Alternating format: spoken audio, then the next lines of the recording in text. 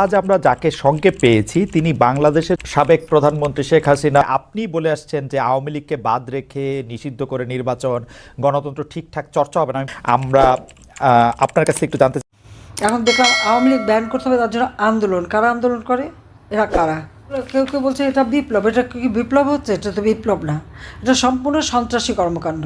শিবির তো একটা সন্ত্রাসী, তো আমেরিকার কাছেই তো তারা সন্ত্রাসী দল হিসেবে চিহ্নিত।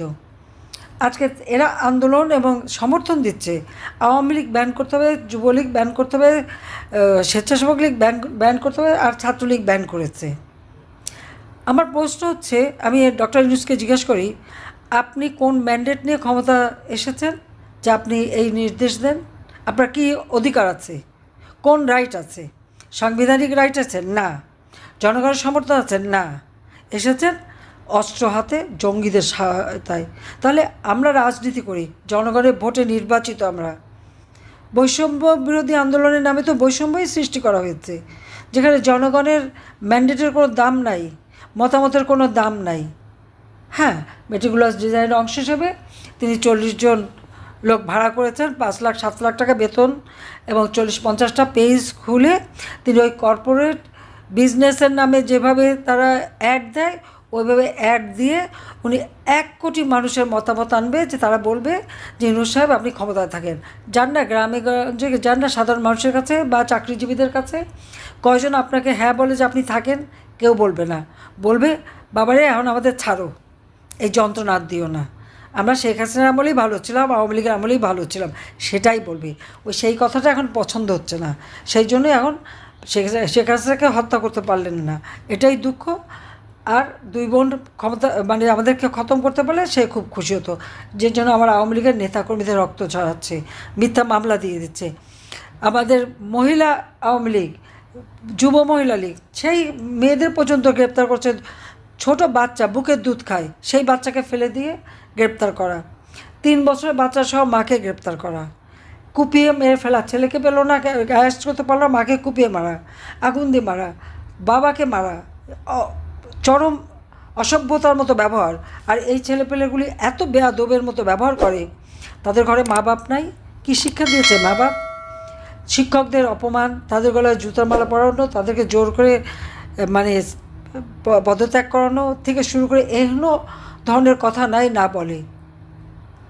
এই একটা জেনারেশনকে এইভাবে চরমভাবে, মানে তাদের কোনো ভদ্রতা না, শিক্ষা না, অ্যাটিকেট না, কিছু শিখলো চরমভাবে বেয়াদবি করার দুর্বৃত্তায়ন। তো এই জাতিকে কী পাবে এদের কাছ থেকে ভবিষ্যতে? একটা জঙ্গির কর্মকাণ্ড, এবং এই জঙ্গিদের সহায়তা নিয়ে যে দীর্ঘদিনের চক্রান্ত, আর তার পিছনে শক্তি তো তখন বাইডেন সরকার, আমেরিকা, তারা ছিল। আর আমেরিকা তো সবসময় বে অফ বেঙ্গলের উপরে একটা লোভ, এখানে একটা ঘাঁটি করা। এবং এই প্রস্তাবটা আমাকে অনেকবারই দিয়েছে। আমি দেশের ওই কোনো জায়গা করে ভাড়া দিয়ে আমার ক্ষমতা থাকতে হবে, এই নীতিতে আমি কখনো বিশ্বাস করিনি। কারণ স্বাধীন সার্বভৌম দেশ সকলের সাথে বন্ধুত্বপূর্ণ সম্পর্ক নেব, অন্য দেশকে ক্ষতিগ্রস্ত করার জন্য কাউকে জায়গা দিতে হবে, বা আমার দেশের মাটি ব্যবহার করে আর কেউ অন্য জায়গায় ইনসার্জেন্সি অ্যাক্টিভিটিস করবে, এটা কিন্তু আমি সম্পূর্ণ বন্ধ করে দিয়েছিলাম। কিন্তু আজকে দুর্ভাগ্য হলো, আমরা কি দেখছি, এখন মানবিক করিডোরের নামে আমাদের দেশটা যেন লিজ দিয়ে দেওয়া হচ্ছে।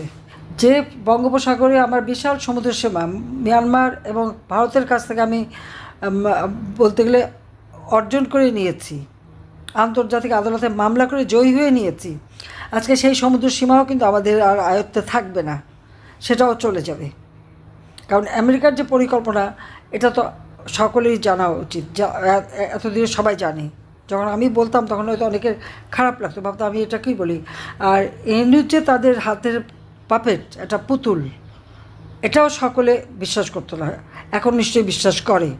কিন্তু সে তার নোংরামিটা দেখালো, তার চেহারাটা আজকে সারা বিশ্বের কাছে উন্মুখ হয়ে গেল, যে কীভাবে উন্মুক্ত হয়ে গেল, যে সে কীভাবে একটা দলকে ধ্বংস করার জন্য, একটা দেশকে ধ্বংস করার জন্য উঠে পড়ে লেগেছে, নিজের স্বার্থ চরিতার্থ করার জন্য। কী স্বার্থটা তার? এই বয়সে এসে যে এত ব্যবসা নিচ্ছে, খাবে কবে?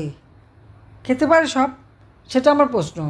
আদম ব্যাপারী লাইসেন্স, ডিজিটাল ওয়ালেটের লাইসেন্স, টাকা লেনদেনের লাইসেন্স, বিশ্ববিদ্যালয় প্রতিষ্ঠার অনুমোদন, স্টারলিংকের বাণিজ্য, এলএনজি ব্যবসার কমিশন, গ্রামীণ ব্যাংকের মালিকানা এবং 5 বছর পর্যন্ত সব ঋণ মৌকুব, আয়কর ফাঁকি দেওয়া তার অভ্যাস, 666 কোটি টাকার আয়কর সেটাও সে ফাঁকি দিয়েছে, সেটাও দেয়নি। তার কাছে প্রায় 1100 কোটি টাকার আয়কর পাওনা, এবং তার যে কোম্পানি 48টা কোম্পানিতে কোনো দিন একটা কোম্পানি থেকেও সে কোনো আয়কর দেয়নি, কারণ সবগুলি সে লোকসান দেখাতো আর লাভের ভাগটা চুরি করে নিয়ে যেত। কিন্তু কথাই তো বলে রাখে আল্লাহ মারে কে, কারণ এটাও বিশ্বাস যে মারে আল্লাহ রাখে কে। তো আমার বেলায় বারবার রাখে আল্লাহ মারে কেই হয়ে গেছে, জনগণের দোয়া আর বারবারই আল্লাহ আমাকে বাঁচিয়েছে। কেন বাঁচিয়েছে জানি না, তবে হ্যাঁ নিশ্চয়ই আমাকে কোনো একটা কাজ দেবে, সেই জন্যই আমি বেঁচে আছি। তবে আজকে যে অত্যাচার নির্যাতন চলছে আর যে অবস্থা চলছে, এখন দেখলাম আওয়ামী লীগ ব্যান করতে হবে, তার জন্য আন্দোলন। কারা আন্দোলন করে? এরা কারা?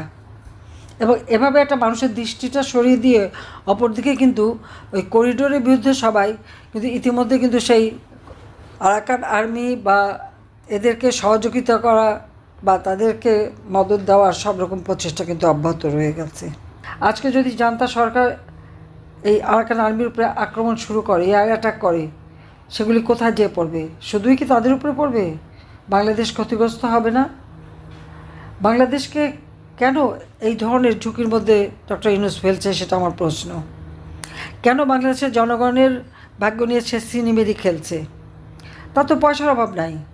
গ্রামীণ ব্যাংক, টেলিকমের টাকা থেকে শুরু করে সমস্ত টাকা, দরিদ্রের মাথার ঘাম পায়ে ফেলে উপার্জিত টাকা সবই তো সে নিয়েছে।